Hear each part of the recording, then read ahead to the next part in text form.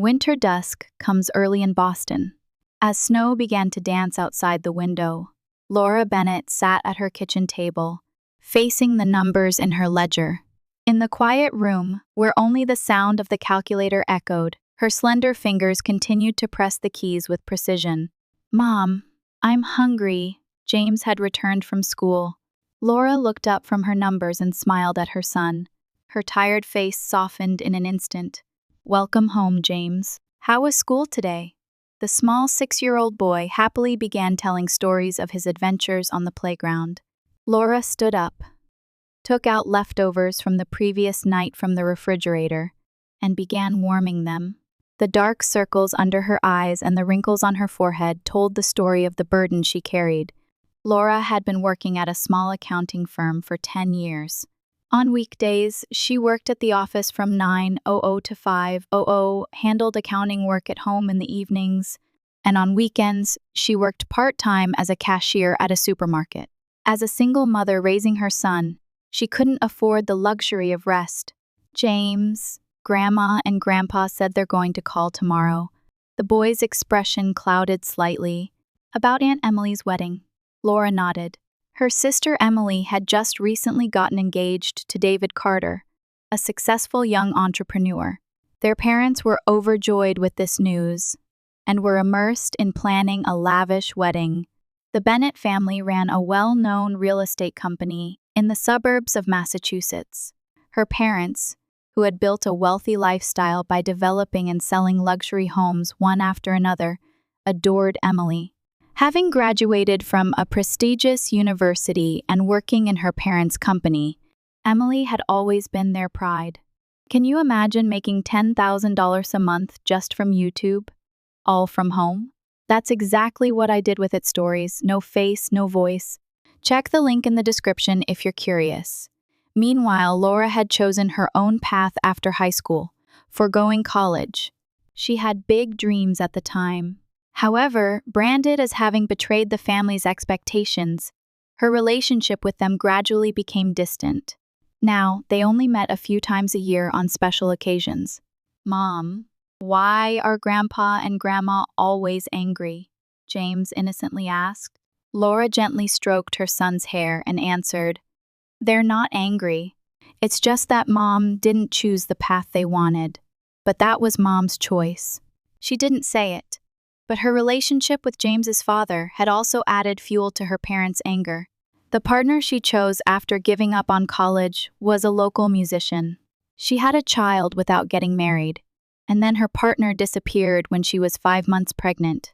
For her parents, this was the greatest shame that damaged the family's honor. The phone rang, and Laura hesitated a moment before picking up the receiver. "Yes, Mom, I'm listening." Margaret's voice was, as always, perfectly poised and refined. "I'm confirming your attendance at Emily's wedding. You'll bring James, of course?" "Yes, of course," Laura answered, gazing out the window. "We'd be fine with seats in an inconspicuous place. It's Emily's special day, and I don't want to get in the way." On the other end of the line, Margaret sighed. "Don't say that. Your family, but you will come properly dressed, not like at Christmas."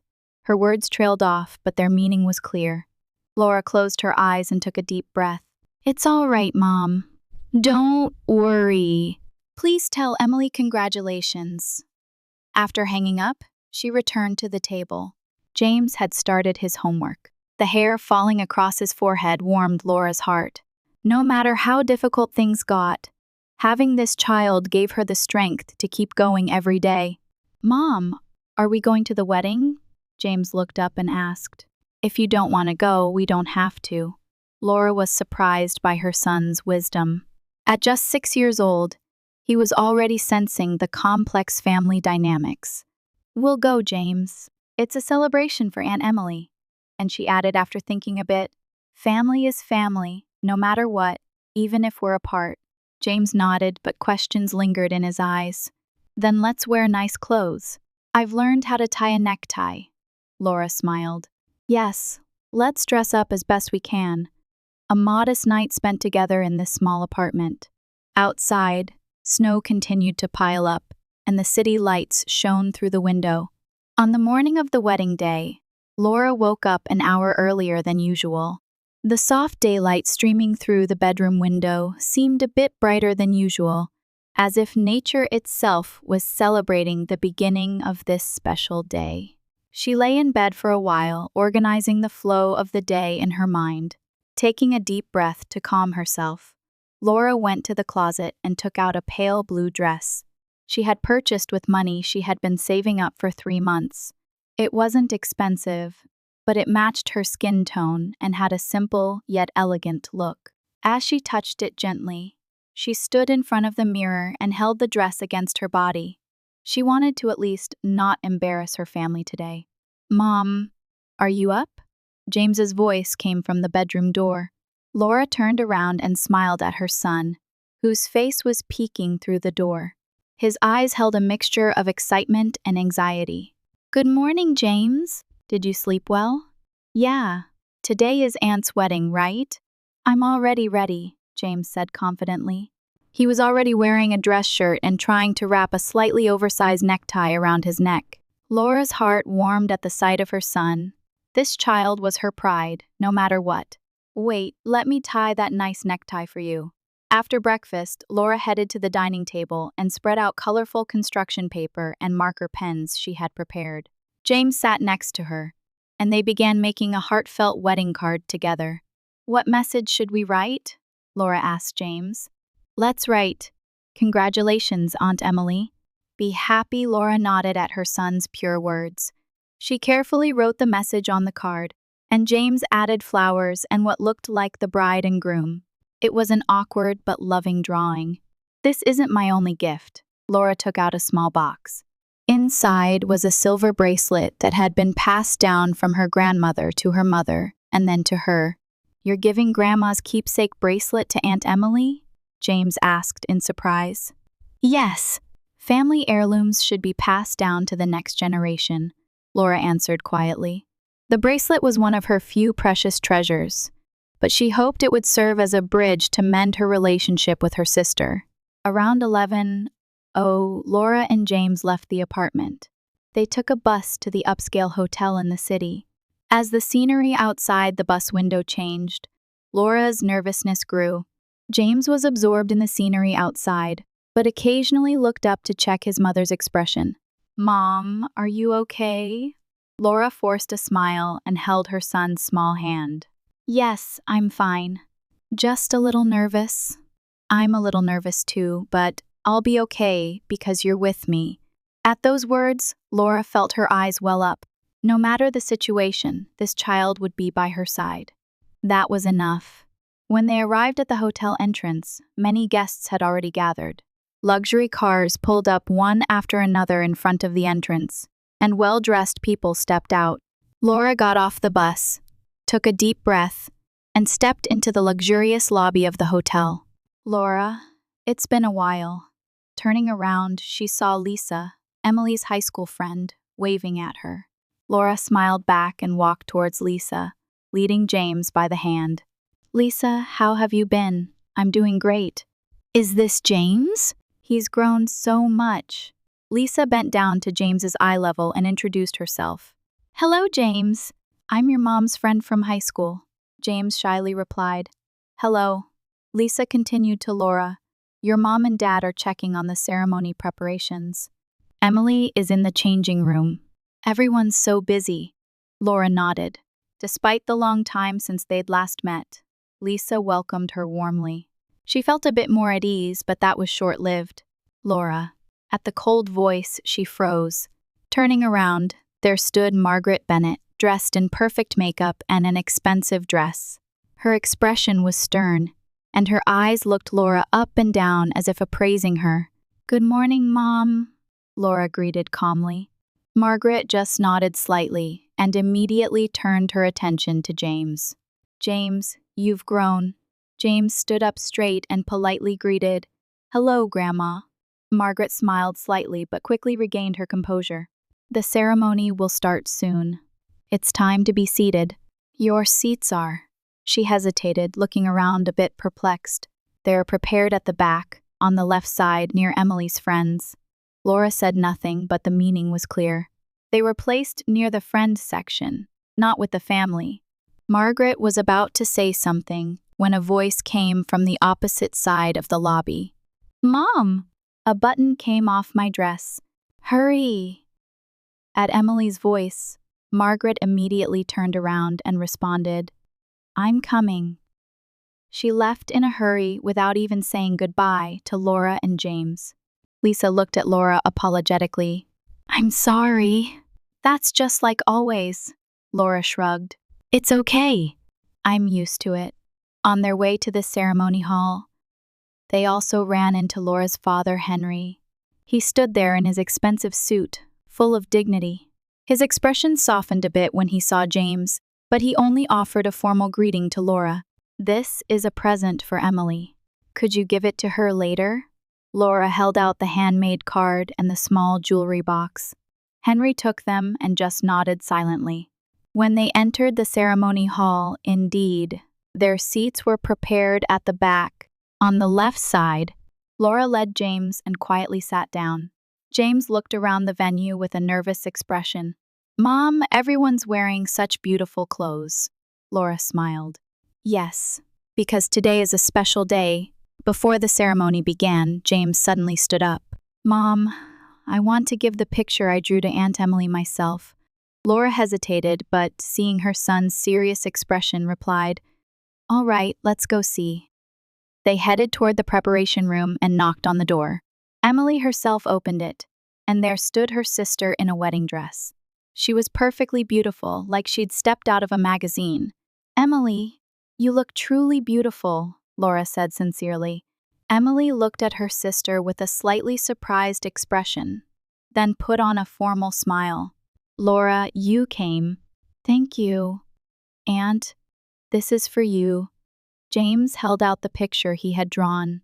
It was Emily and David, drawn by a child's hand, with the word "Congratulations" written in large letters.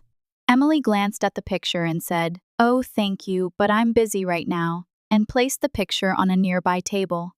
She immediately turned back to her mother, saying, "Mom, adjust my veil." Laura and James's presence seemed to be forgotten in an instant. The two quietly left the room. "Mom, Aunt didn't seem to like my picture," James said sadly.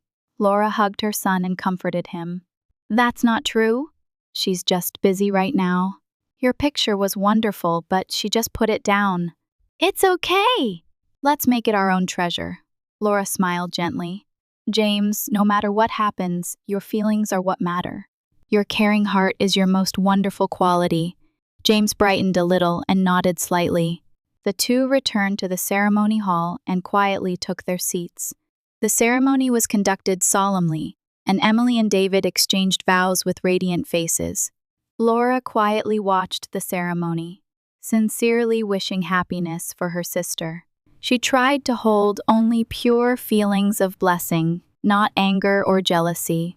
James sat next to his mother, straightening his back, trying to behave like an adult. The reception was held in a luxurious ballroom at the same hotel. Crystal chandeliers cast soft light from the ceiling, and the tables were beautifully decorated with floral arrangements. Laura and James's seats were again at the edge of the room, the farthest from the bride and groom's table. "Mom, when will they serve the cake?" James asked in a small voice. Laura smiled and replied, "You'll have to be patient a little longer.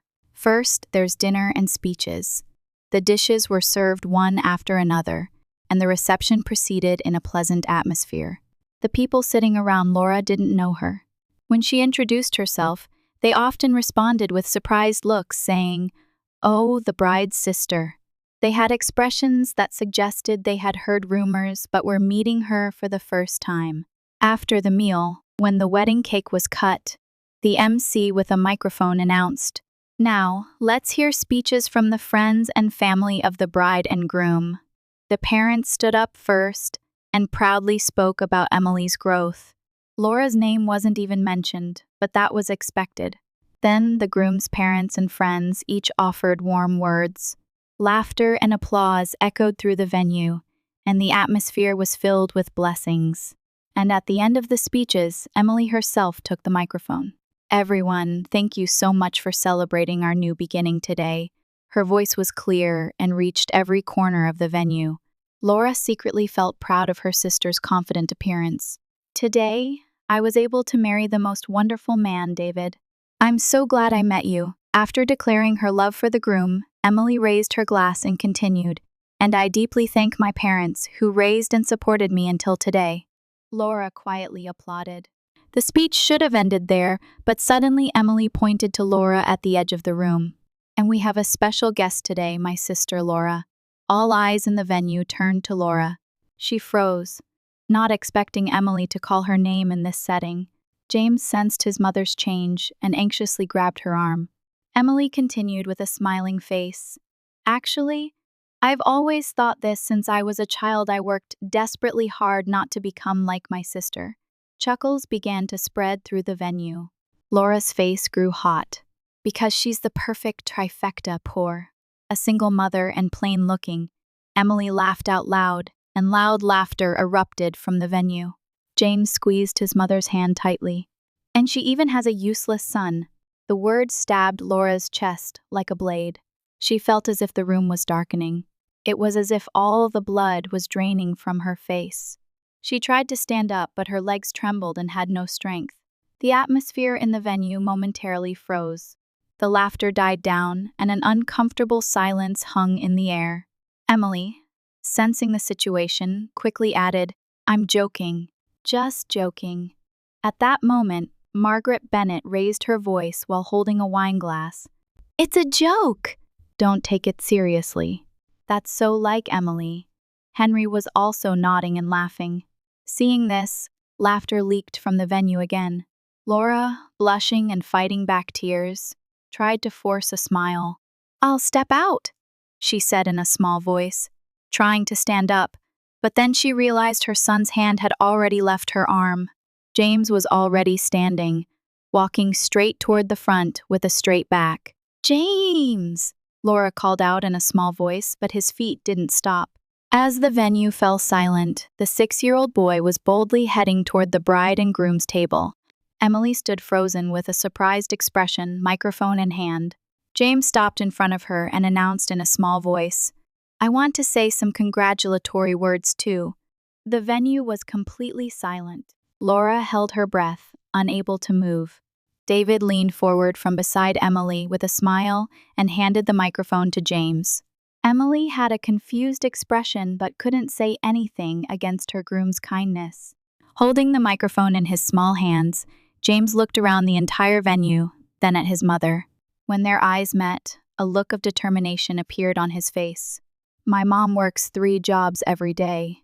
James's voice was trembling at first, but gradually grew stronger. "She works at a company in the morning, on her computer at night, and at the supermarket register on weekends so I can go to school and eat delicious food." The venue buzzed. Laura, watching her son's small back, felt pride and love so strong it hurt her chest. "Even when Mom works late into the night, she always wakes me up with a smile in the morning. When I had a fever, she took time off from work and stayed by my side the whole time." James's words were pure and straightforward. Tears glistened in his eyes.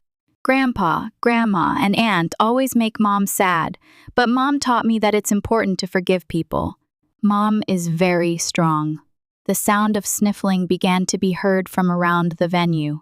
Emily had turned pale, and her parents were frozen. Aunt's money came from getting married, but Mom's love is something she gives me every day. I want to be like Mom because Mom is the kindest, strongest, and most amazing mom in the world. James concluded with a small, deep bow. "Congratulations, Aunt Emily. I hope you become a kind person like Mom." The venue was wrapped in complete silence. And then, suddenly, one woman stood up and began to applaud. It was Lisa. Then 2, 3 people joined in applauding. And soon, the entire venue was enveloped in warm applause. Many guests stood up and applauded while wiping away tears. Everyone had been moved by James's pure and powerful words of love. Emily tried to take back the microphone, but she seemed at a loss for words. David took the microphone from her and gently patted James's shoulder. Thank you, James. Your mother really is an amazing person. James was about to return to Laura, but on his way, Margaret stopped him. There were tears in her eyes. Henry had also stood up and was standing next to his wife. Laura could finally move her body and hurried to her son. When James came into her view, she couldn't stop the tears she had been holding back. James. Her son turned toward his mother and flashed a full smile, as if to say it's okay. Laura hugged James and whispered, "Thank you," in his ear. Then she looked toward her parents and Emily. In her eyes, there was no longer fear, shame, or anger. After James returned to his mother and Laura embraced her son, a heavy atmosphere hung over the venue. Emily blushed, and David placed his hand on his wife's shoulder with a confused expression. Margaret and Henry stood frozen. The MC tried to break the tension by announcing, "Now, let's move on to the dance time," and the band began to play. People slowly began to resume their conversations, but the heaviness in the air didn't completely dissipate. Laura took a deep breath and took James's hand. "Shall we go?" she said in a small voice. She was worried that staying any longer might ruin the newlyweds' special day. However, before James could answer, a woman approached their table. When Laura looked up, it was someone who introduced herself as Emily's colleague. "Laura Bennett," the woman called out with a gentle expression. "My name is Sophie Clark. I work with Emily." Laura smiled politely. "Hello, Sophie. I was moved by your child's speech," Sophie said with a sincere expression. "Actually, I'm also raising a child alone like you." Her words didn't continue. Instead, she stood up determinedly and began to applaud. "Miss Bennett, I believe everything your son said is true. As a single mother, I know how hard it is to raise a child." At those words, a man from another part of the venue also stood up. "I'm Peter Morris, Miss Bennett. You handle the accounting for my company. I'm grateful for your always accurate and prompt work. Your professionalism is nothing short of amazing." Laura was speechless with surprise. More and more people began to stand up, starting to tell truths about her. "I'm a colleague from Laura's accounting firm," another woman stood up. "She arrives earliest and leaves latest at the office. She works harder than anyone. She's an excellent accountant with thick trust from clients. I'm the manager of the supermarket where Laura works as a cashier on weekends," a middle-aged man said. "She always serves customers with a smile and handles complex tasks accurately. She's also contributing to increasing the store's sales." As more people stood up and spoke, the mood in the venue completely changed. The previous chuckles and cold gazes disappeared, replaced by expressions of respect and admiration. Lisa stood up and took the microphone. "I've been Laura's friend since high school. Let me tell you something you might not know." She smiled at Laura and continued. "Laura was a top student in high school. She had even earned a full scholarship to college, but she postponed her education to help her sick grandmother. And even after her grandmother passed away, she chose to help with the family's real estate business." Laura closed her eyes. The past she had never talked about for a long time was now coming to light, and she attended night college and obtained her accountant qualification, all while balancing childcare and work, Lisa continued. Furthermore, she volunteers at the local support group for single mothers. Many women have been able to restart their careers with her help. Margaret and Henry stood breathless. Their expressions showed surprise and shame at hearing episodes of their daughter's life for the first time. And an unexpected person took the microphone. "It was the groom, David. It may seem strange for me to say something about my sister-in-law, whom I've just met," he began with a serious expression. "However, my company always values partnership. And today, I witnessed an example of a wonderful partnership." David smiled at James and Laura. "The partnership between mother and son, a relationship of mutual respect and protection. This is what I want to build in my marriage with Emily." He looked at Emily. She was blushing and looking down. "Miss Laura, I'm proud to have such a wonderful sister-in-law and nephew." At David's words, loud applause broke out from the venue. Laura was dazed. The true image of her, who had been looked down upon by her family for years and only known to others as the troubled sister, was now shining in front of many people. Henry approached Laura's table with uncertain steps. Unable to look directly into his daughter's eyes, he said while fidgeting with his hands. Laura, the first didn't know. Laura looked up at her father's face. Instead of feeling anger or resentment, she strangely felt her heart lighten. Dad, I've always been right here.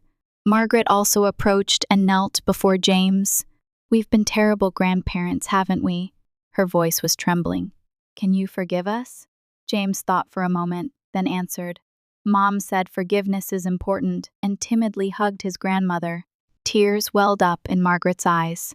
Emily still remained seated at the table with the groom, seemingly unable to look toward Laura.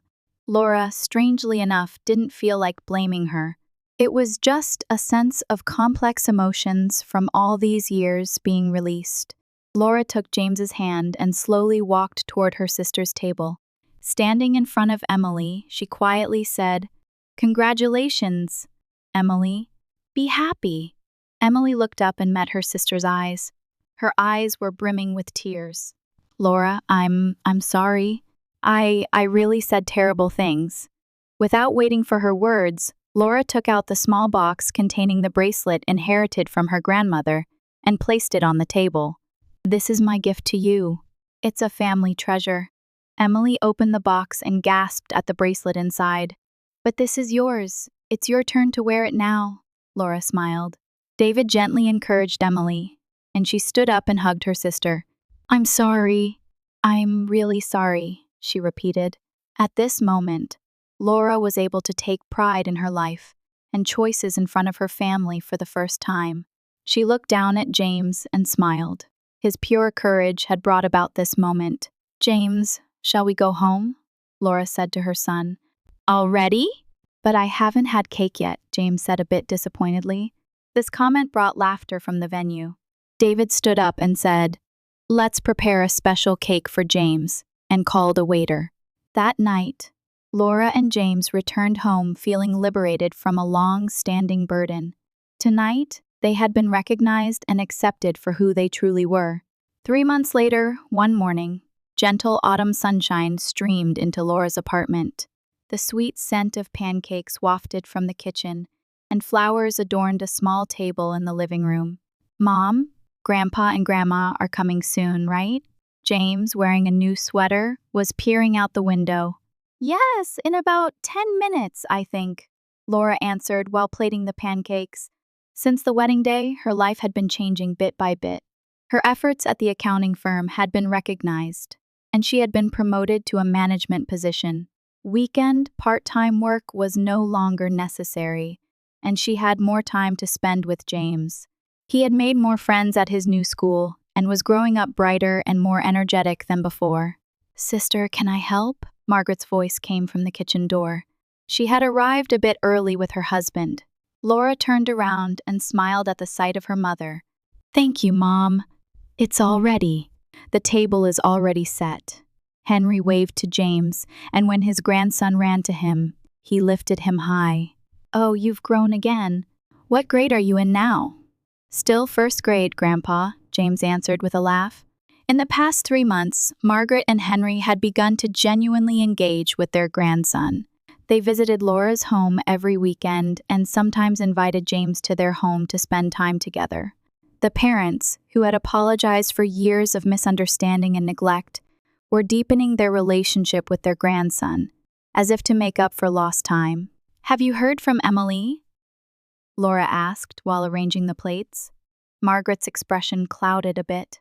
Yes, there seems to be some issues between her and David. Emily was experiencing unexpected difficulties in married life. She, who had always depended on her parents and those around her, was now facing the meaning and challenges of independence for the first time. She'll find her way eventually, Laura said quietly. Everyone needs time to grow.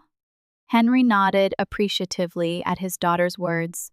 Laura, you've really become strong. She smiled. I haven't become strong. I've just learned to live true to myself. After the meal, Laura suggested taking a family photo.